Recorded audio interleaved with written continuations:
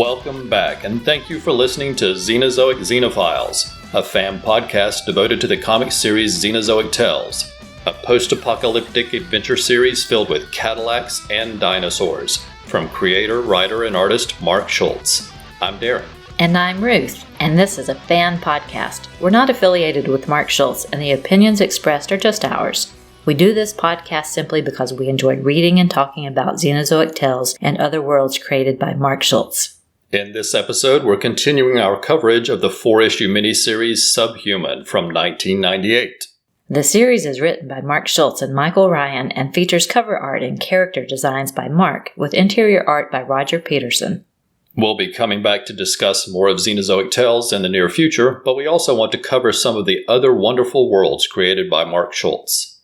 For new listeners, we want to share a little bit about our title. Of course, the word Xenozoic is part of the title of the comic. Xeno is defined as something that is strange or foreign, while Zoic refers to a geological period of time. So Xenozoic basically means strange age.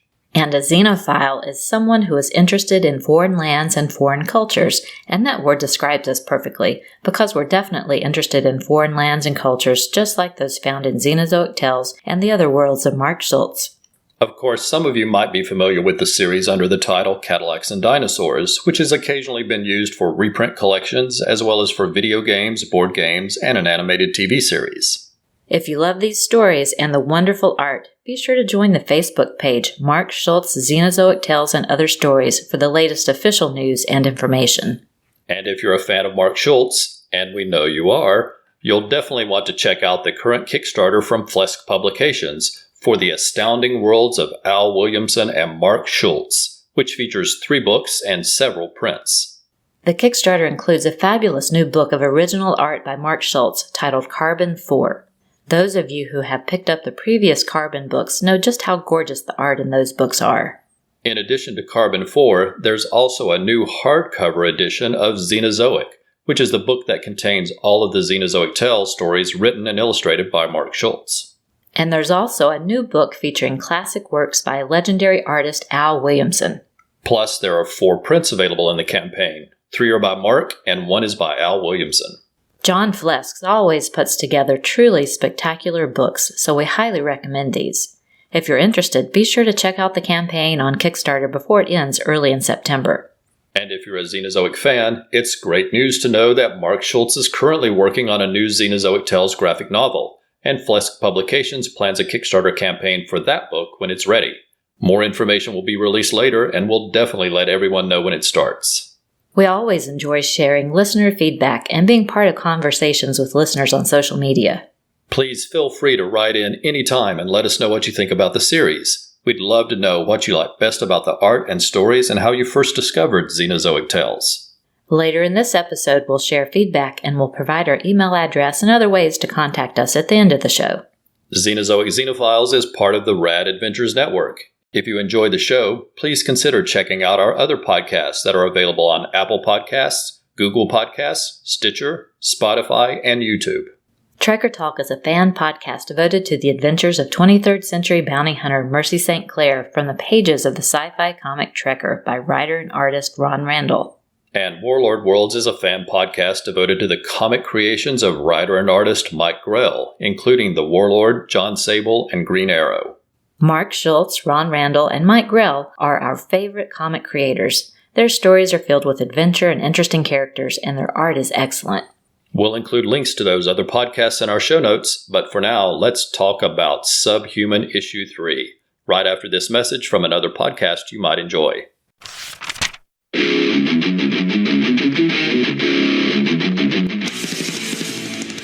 Monthly!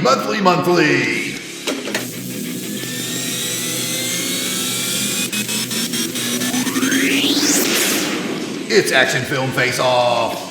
Hello, I'm Jason the Weasel Skull Ulbrich, and I'd like to tell you about a podcast I do with my brother, Jared Ulbrich, the yard sale artist. Action Film Face Off! Yes, thank you, Jared. Action Film Face Off is a podcast where my brother and I, who are both military combat vets... Jason was a Navy SEAL! Jason was not a Navy SEAL. Jason was a military intelligence weenie. But anyway, in each episode of Action Film Face-Off, we select 2 different action films. Some of them have Chuck Norris. Technically speaking, none of them have had Chuck Norris yet, but it could happen because we use a randomizer set between 1970 and modern day to select our 2 films. So you'll always get 2 films, each from a different year. Our randomizer has spikes on it. We use a Google random number generator, so it does not have spikes on it. And we put the films into our Videodome arena. It also has spikes. It does not have spikes. But we discuss the films and score them through 6 different rounds of criteria. I score Bond films very high. Okay, that's true. But anyway, by the end of the episode, we crown one of the action films the champion of Action Film Face-Off. Next episode, Jason fights a bear.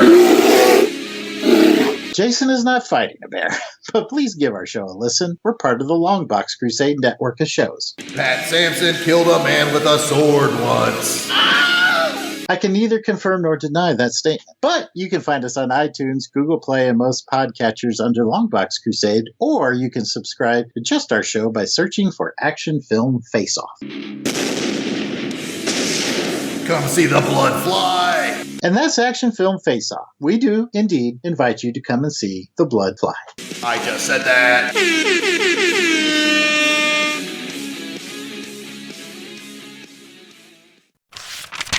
SubHuman number 3, December 1998.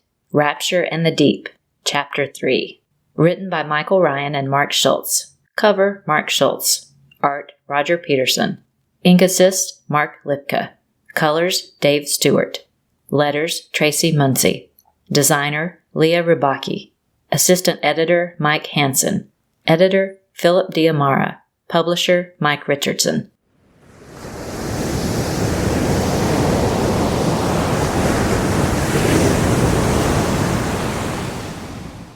Our story opens off the north coast of Africa during the European Renaissance, with the story of scientist Agnes de Lumière testing a new diving bell, which is her crowning achievement. But in the depths of the ocean, her diving bell is grasped by something ancient and evil. Darkness and cold terror fills her mind. It is the Other, a primordial life that ruled the earth billions of years in the past. Agnes recovers just enough to signal for an emergency ascent, but back on the deck of the ship, her mind is filled with strange visions and her body is in agony. Later, while working in her lab to find a cure, a priestess comes to her door and tells her the story of the ancient evil, and from her visions, Agnes knows the priestess is telling the truth. The priestess explains she is part of an ancient order that attends to a special breed of humans that battle the Other. The order feared that special breed had been lost until they felt the presence of Agnes. The priestess helps Agnes in her research, and together they drive the strange visions of the Other from her mind. But her body remains changed as she becomes the perfect genetic weapon to battle and eradicate the Other. Back in the present, Dr. DeVrome continues his test on Krill Stromer, who was previously captured by the salamanders and brought to Senator Malcolm Keneally's secret lab. Under heavy sedation, they have extracted the secrets of the Other from Krill's mind, but as Krill begins to wake, Keneally decides they have all they need from Krill, so he has her dumped into the reject tank, where a giant crab-like creature waits to devour her.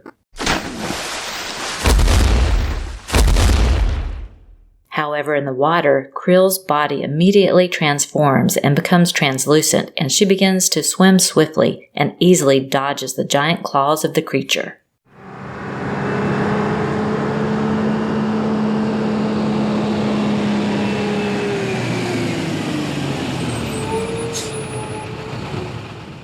Back near St. John's in Newfoundland, Captain Jubal Early, Pandora Berquist, and Nikolai Vicarios are traveling to the Atlantic Hydrodynamics Laboratory.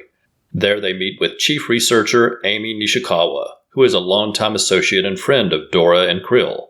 Amy is surprised by the unexpected visit, but immediately intrigued by the body of the dead salamander they have transported to her lab. Amy performs an autopsy and is shocked to discover the creature has an appendix, which means that it was once a human who has been transformed into this creature.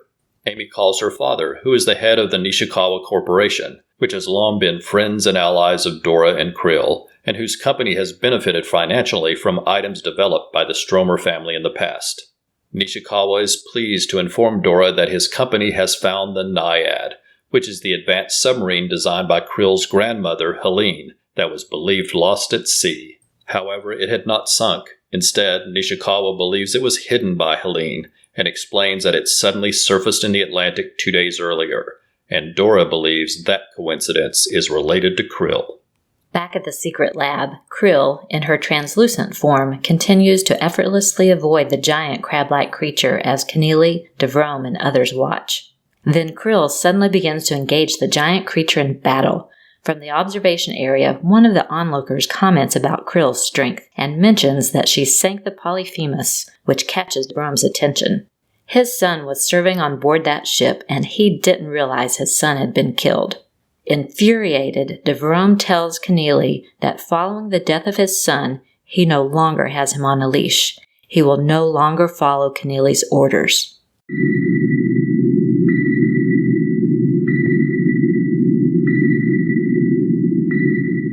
Next, we find Early, Dora, Nick, and Amy on board a submarine, which is part of a fleet of vessels headed toward an area that the Nishikawa family has identified as the location of Keneally's hidden base. Alarms go off inside the secret base, and in the resulting chaos, DeVrome takes the opportunity to grab a gun and begins shooting and destroying some of the lab's equipment. DeVrome then turns the gun toward Keneally. However, just then, the giant crab-like creature crashes through the glass of the observation deck. It turns out that Krill wasn't trying to kill the creature, but instead took control of its mind and turned it to do her will. As the water rushes in, Krill leaps at Senator Keneally, but his son sneaks up from behind and knocks her unconscious with the butt of a gun. Malcolm, Keneally, and his son run from the room just as Early arrives, flanked by guards from the Nishikawa family. They race after them, but the Keneallys reach the XB bathysphere they have been developing, and it drops into the sea. In the aftermath of the battle, Dora tells Krill that the Naiad has been found, and Krill says she knows where Keneally is heading, and she's confident they can use the Naiad to stop him. The cover features a stunning image of Krill Stromer atop a much smaller version of the crab-like creature featured inside the issue. She's flanked on each side by members of Storm Force 10 who are armed and ready for battle. The back of the book again features some terrific development art, including images of Early, Krill, Dora, Nick, Keneally, and Krill's mother Rachel. The early part of this issue slows down a little from the previous one to give us some needed background history and some information to help us understand some characters' motivations. And once that issue has given us that needed information, it immediately leaps right back into the action and builds to a fantastic final few pages and another thrilling cliffhanger. I love so many things about this issue, including learning the history of the Other and the Order and of Krill's family. And the mystery of the Naiad's sudden appearance is definitely intriguing. The interior art by Roger Petersen is again excellent. I especially love the opening pages set during the Renaissance. The tall ships, the diving bell, and the glimpses of ancient Earth on those pages are all wonderful. I also love the sequences of Krill swimming with the giant crab-like creature.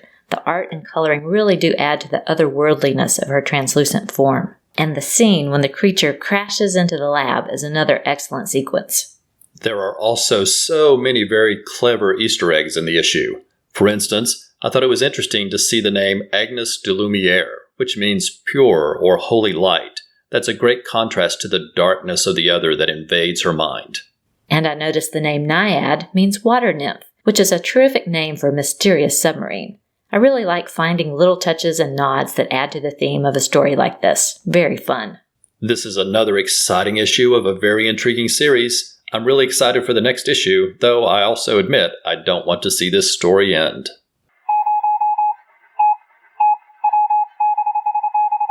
Next up is listener feedback, when we share the emails and messages we've received since last time.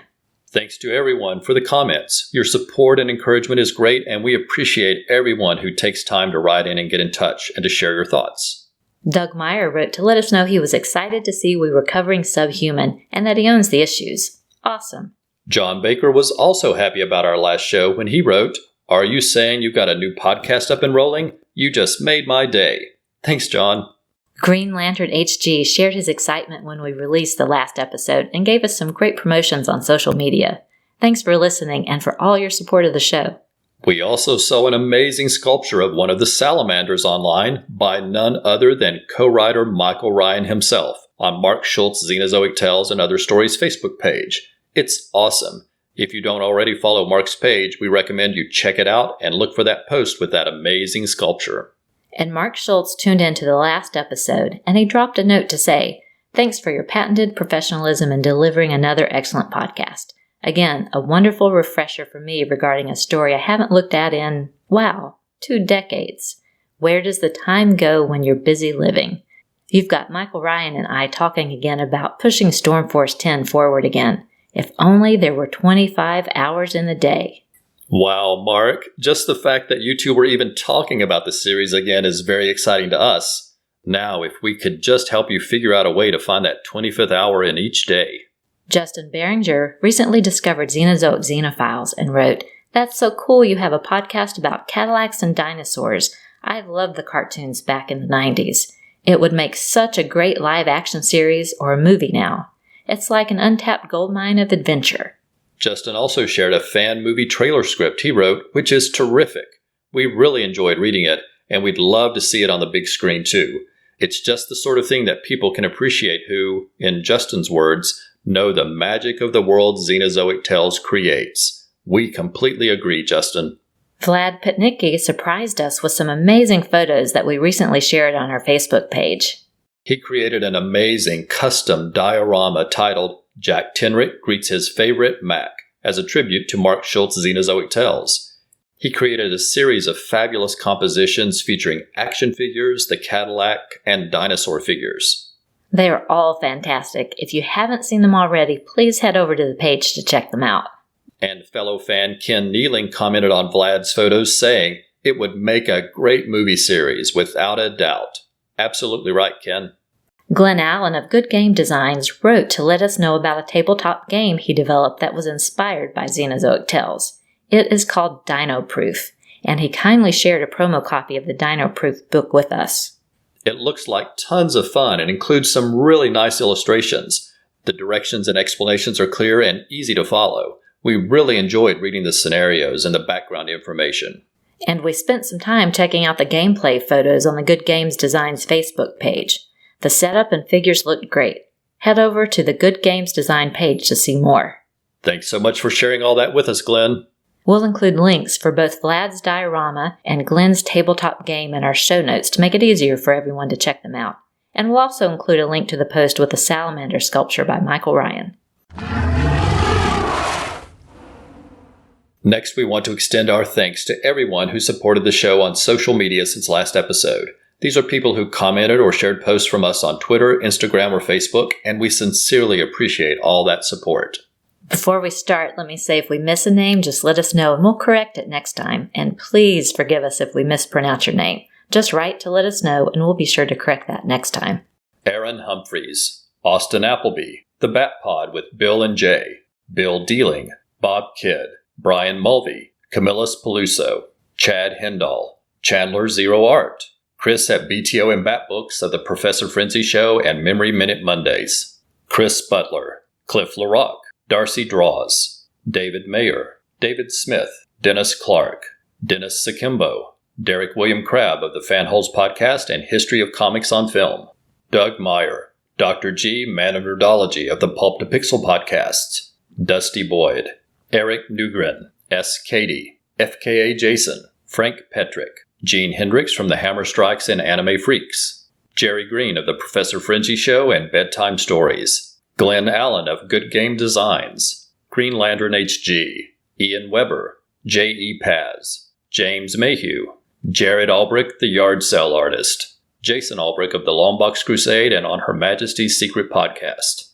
Jeff Messer of the Mike Grill page and Issues With, Jeffrey Willis of the Hollow World blog and Wave Your Geek Flag, Jim Pasai, Jim Latimer, John Baker, who does sci-fi TV reviews at 3 of By Space and Beyond the Rim, Justin Behringer, Karen Williams of the Sweet Between the Pages blog, Keith G. Baker, Ken Nealing, Ken Solo Artist, Corey Furman, Lux Bellator, Manuel Jimenez, Matt Gleason, Mike Martin, Miracle Man, Pat Sampson, a.k.a. Christados, Paul Bucarelli, Peter Noga, Professor Allen of the Relatively Geeky Podcast Network, Randy Andrews, the sci-fi pod guy of Soundtrack Alley, Rick Lucy, Rick Sellers, Roberto Ramirez, Rodrigo Aravena, Ross Pipkin, Sal Gomez, Scott Connor, Thomas Sawyer, Podcrasher Tim Price, Vincent Warrican, Vlad Putnicki, Warren Montgomery of Will Lil Comics,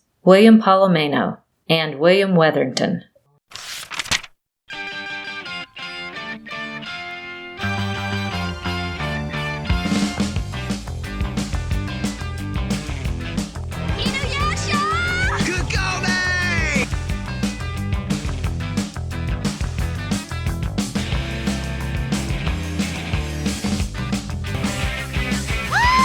Tenchi's the father?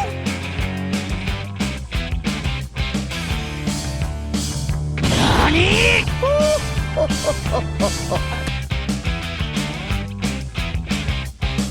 Akane Tendo pigtailed girl. Akane Tendo pigtailed girl. Akane Tendo pig...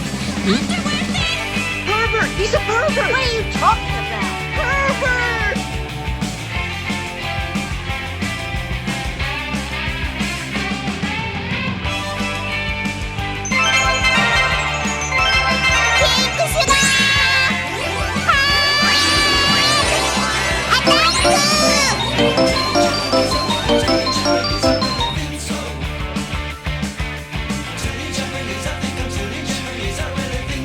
Madame Patra will be lonely if she has to travel the hell by herself. You should give her some company on the way.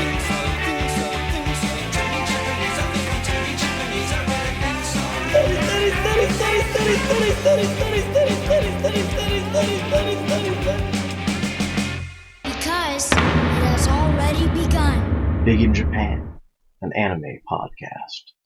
Now playing on fanholespodcast.blogspot.com.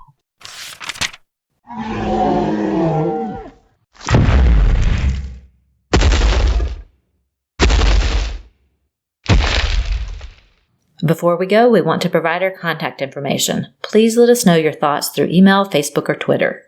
If you want to contact us directly or have something you would like to have read on the show, then please send an email to xenozoicxenophiles@gmail.com. You can find us on Facebook, Twitter, and Instagram under the name Xenozoic Xenophiles, and you can also visit xenozoicxenophiles.com for links to our social media pages.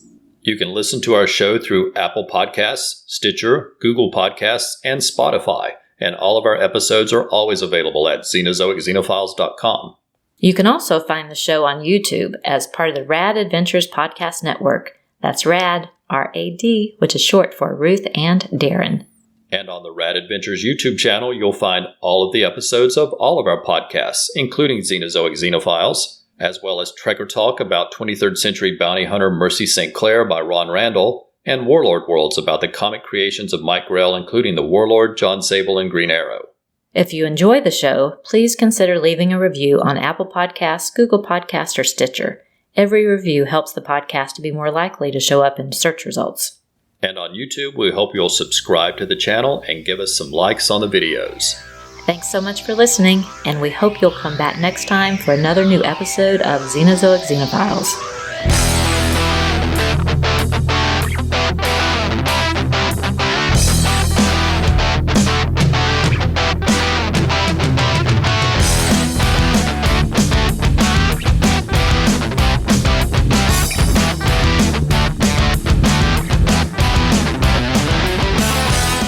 Xenozoic Xenophiles is a proud member of the Comics Podcast Network.